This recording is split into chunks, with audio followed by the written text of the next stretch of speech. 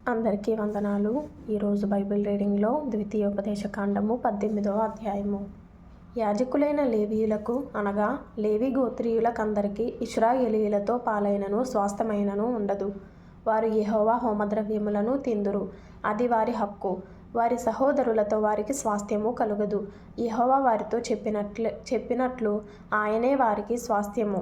జనుల వలన అనగా ఎద్దు గాని గొర్రె గాని మేక గాని బలిగా అర్పించు వారి వలన యాజకులు పొందవలసినదేదనగా కుడి జబ్బను 2 దవడలను పొట్టను యాజకునికి ఇయ్యవలెను.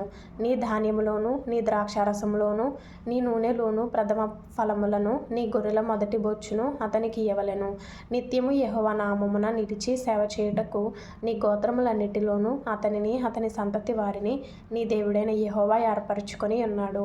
ఒక లేవీయుడు ఇశ్రాయేలీయుల దేశమున తాను విదేశీగా నివసించిన నీ గ్రామములలో ఒక దాని నుండి యెహోవా ఏర్పరచుకొను స్థలమునకు మిక్కిలి మక్కువతో వచ్చినప్పుడు అక్కడ యెహోవా సన్నిధిని నిలుచి లేవీయులైన తన గోత్రపు వారు చేయనట్లు అతడు తన దేవుడైన యెహోవా నామమున సేవ చేయవలెను.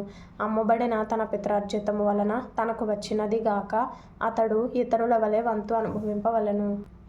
నీ దేవుడైన యెహోవా నీకిచ్చుచున్న దేశమున నీవు ప్రవేశించిన తరువాత ఆ జనముల హేయకృత్యములను నీవు చేయ నేర్చుకొనకూడదు.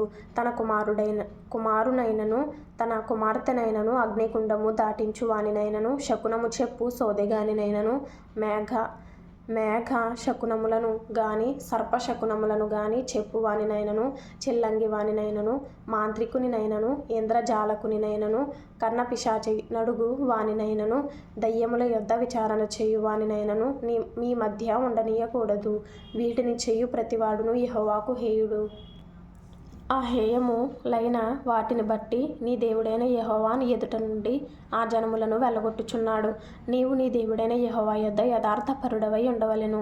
నీవు స్వాధీనపరచుకొనబోవు జనములు మేఘ శకునములను చెప్పువారి మాటను సోదెగాండ్ర మాటను విందురు. నీ దేవుడైన యెహోవా నిన్ను అలాగున చేయనీయడు. హోరేబులో ఆ సమాజ దినమున నేను చావక ఎండునట్లు మళ్ళీ నా దేవుడైన యెహోవా స్వరము నాకు వినబడకుండును గాక, ఈ గొప్ప అగ్ని నాకు ఇకను కనబడకుండును గాక అని చెప్పితివి.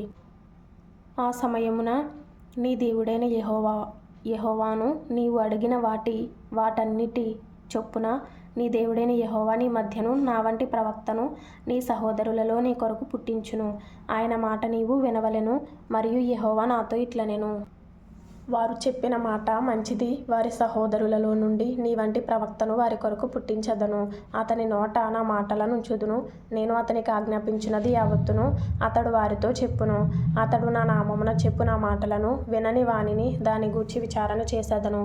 అంతేకాదు, ఏ ప్రవక్తయు అహంకారము పూని నేను చెప్పుమని తనకు ఆజ్ఞాపించని మాటను నా నామమున చెప్పునో ఇతర దేవతల నామమున చెప్పునో ఆ ప్రవక్తయును చావవలెను. మరియు ఏదో ఒక మాట యెహోవా చెప్పినది కాదని మేమెట్లు తెలుసుకొనగలమని మీరనుకుని ఎడల ప్రవక్త యెహోవా నామమున చెప్పినప్పుడు ఆ మాట జరగకపోయిన ఎడలను ఎన్నడూనూ నెరవేరకపోయిన ఎడలను అది యెహోవా చెప్పిన మాట కాదు.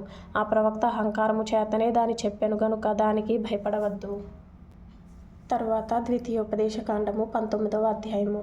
నీ దేవుడైన యెహోవా ఎవరి దేశమును నీకిచ్చుచున్నాడో ఆ జనములను నీ దేవుడైన యెహోవా నాశనము చేసిన తరువాత నీవు వారి దేశమును స్వాధీనపరచుకొని వారి పట్టణములలోను వారి ఇండ్లలోనూ నివసించున్నప్పుడు నీవు స్వాధీనపరచుకొనున్నట్లు నీ దేవుడైన యెహోవా నీకిచ్చుచున్న దేశములో 3 పురములను వేరుపరచవలెను. ప్రతి నరహంతకుడు పారిపోనట్లుగా నీవు త్రోవను ఏర్పరచుకొని నీవు స్వాధీనపరచుకొనున్నట్లు నీ దేవుడైన యెహోవా నీకిచ్చుచున్న దేశం యొక్క సరిహద్దులలోగా ఉన్న పురములను 3 భాగములు చేయవలెను.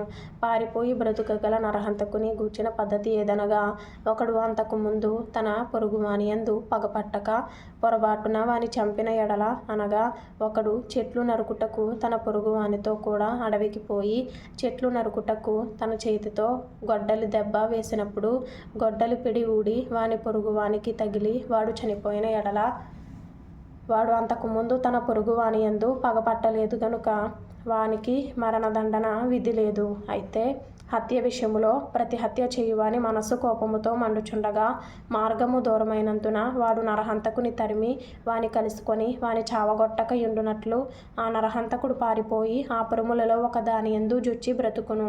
అందుచేతను 3 పురములను నీకు ఏర్పరచుకొనవలెనని నేను నీకు ఆజ్ఞాపించుచున్నాను.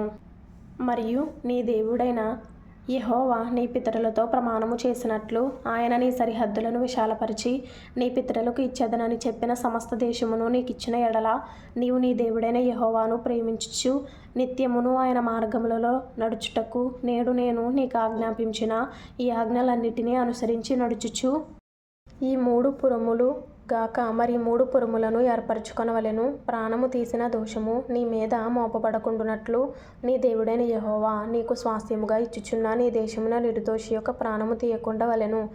ఒకడు తన పొరుగువాని యందు పగపట్టి వాని కొరకు పొంచియుండి వాని మీద పడి వాడు చచ్చునట్లు కొట్టి ఆ పురములలో ఒక దానిలోనికి పారిపోయిన ఎడల వాని ఊరి పెద్దలు మనుషులను పంపి అక్కడ నుండి వానిని రప్పించి వానిని చంపుటకై హత్య విషయములో ప్రతి హత్య చేయు వాని చేతికి వానిని అప్పగింపవలెను. వాని కటాక్షింపకూడదు. నీకు మేలు కలుగునట్లు ఇశ్రాయేలీయుల మధ్య నుండి నిర్దోషి ప్రాణ విషయమైన దోషమును పరిహరింపవలెను. నీవు స్వాధీనపరుచుకొనున్నట్లు నీ దేవుడైన యెహోవా నీకిచ్చుచున్న దేశములో నీకు కలుగు నీ స్వాస్థ్యములో పూర్వీకులు నియమించిన నీ పొరుగువాని సరిహద్దు రాతిని నీవు తీసివేయకూడదు.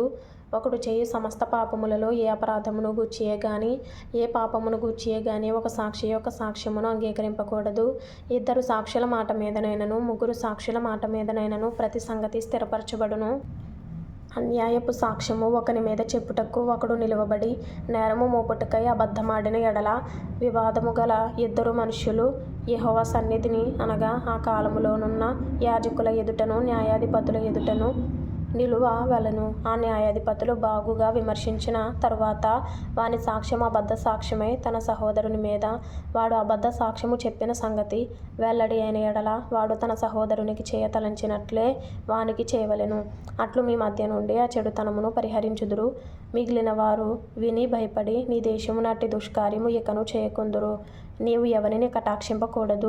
ప్రాణమునకు ప్రాణము, కంటికి కన్ను, పంటికి పళ్ళు, చేతికి చెయ్యి, కాలికి కాలు మీకు విధి.